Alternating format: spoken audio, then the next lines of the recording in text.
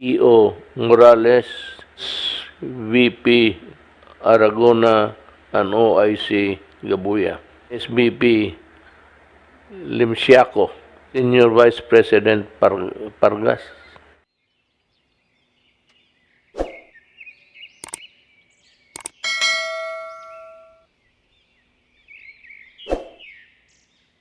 So, meron ako ditong report ngayon galing kay Secretary Guevara na to from the task force that I commissioned to do the investigation. You know, itong investigation ito was participated in by the COA and the Ombudsman so that we can move faster. Yung coercive powers kasi ng COA, pati mas madali, ma-records mo lang yan. The Ombudsman, we just try to report what's happening to the progress of the report and for him to act accordingly. So dito,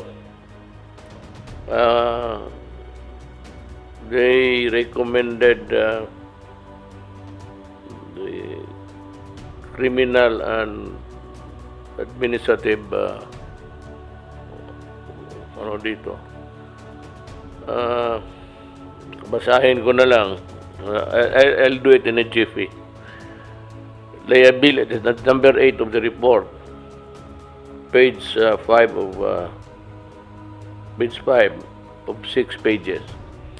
The totality of the evidence presented before the task force supports the reasonable conclusion that wrongful acts or omissions on the part of certain key corporate officers of the PhilHealth have been committed. A. The negligence exhibited by certain officers of the PhilHealth Executive Committee gives rise to both administrative and criminal liability under the following laws. A Republic Act Number 1319, that's the Anti-Graft and Corrupt Practices, the Penal Code, sa Revised Penal Code, the malversation of public funds or property, and the illegal use of public funds and property, gross misconduct, gross neglect of duty, under civil service rules. In addition, the same corporate officers may be held liable for certain violation of the National Internal Revenue Code in connection with their failure to withhold taxes on IRM releases. B. While the board chairman and members exhibited negligence in several instances, to wit, their careless approval of ICT procurement, the ratification of the IRM, ito yung advance fund releases on March 2020, and the consent of the modification of judgment in court adjudicated cases, and negligence is somehow mitigated by the active concealment of vital documents and information and the apparent misrepresentation by those who had sought the board's approval. C. The foregoing notwithstanding, the task force recommends that the President strongly admonish and remind the chairman and members of the board of a grave consequence of their action or inaction to PhilHealth Fund, to the government and its coffers, and to the interests of the ordinary people who rely on PhilHealth assistance. Specific recommendations to the President, considering thus, in view of all of the foregoing, the filing of criminal charges against the following person is hereby recommended in relation to various ICT procurement, including the concealment of important information in relation thereto, violation of Section 3A RA number, I read that's the anti-graft 1319, against Vice President, ano ba ito yung S? Senior.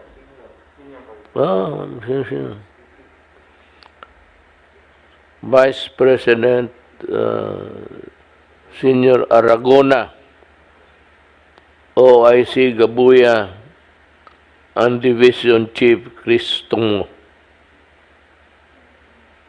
Second, violation of Section 3E of RA number 1319. Again, this is the anti-graft law. Against PCEO Morales,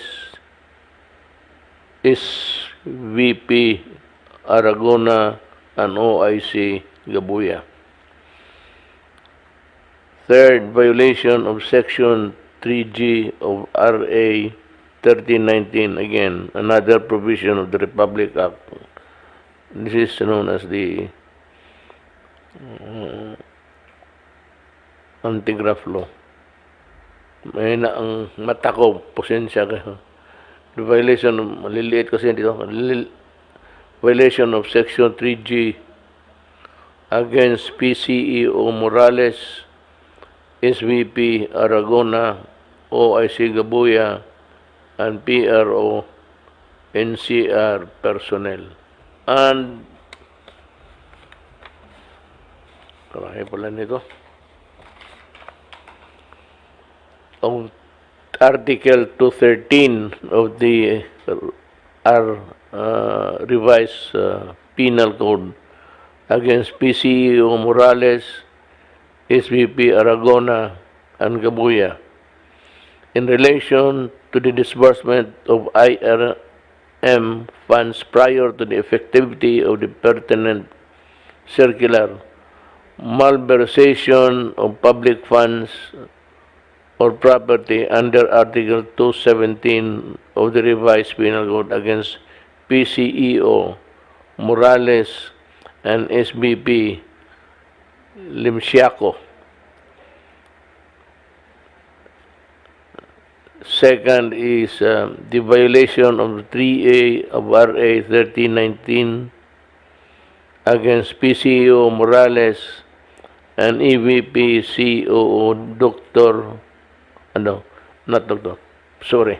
Jesus, Senior Vice President Limsiaco, and Senior Vice President Pargas in relation to the release of IRM funds despite the lack of sufficient standards of implementation. Again, charges violation of Section 3A again of the anti-graft law against SBP Pargas in relation to the non-withholding taxes of the IRM fund disbursement in violation of Section 251, 255, and 272 of the NIRC, as well as the violation of RA 1061 against PCEO Morales and SVP Limsiaco, and violation of Section 258, 256. I'm sorry, my eyes are failing me. Of the NIRC against PhilHealth and Corporation. The filing of administrative charges against the following persons in relation to the above described action or omission is likewise recommended. Dishonesty, gross neglect of duty, grave misconduct, falsification of official document, disloyalty to the Republic of the Philippines and to the Filipino, the inefficiency and incompetence in the performance of official duties and or conduct prejudicial to the best interest of the service against PCEO Morales, EVP CEO De Jesus, again Senior Vice President Aragona, Senior Vice President Limsiaco, OIC Gabuya, and Division Chief Crisostomo.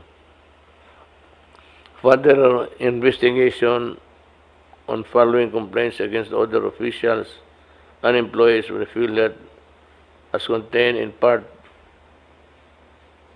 6 of the attached task force PhilHealth is hereby recommended.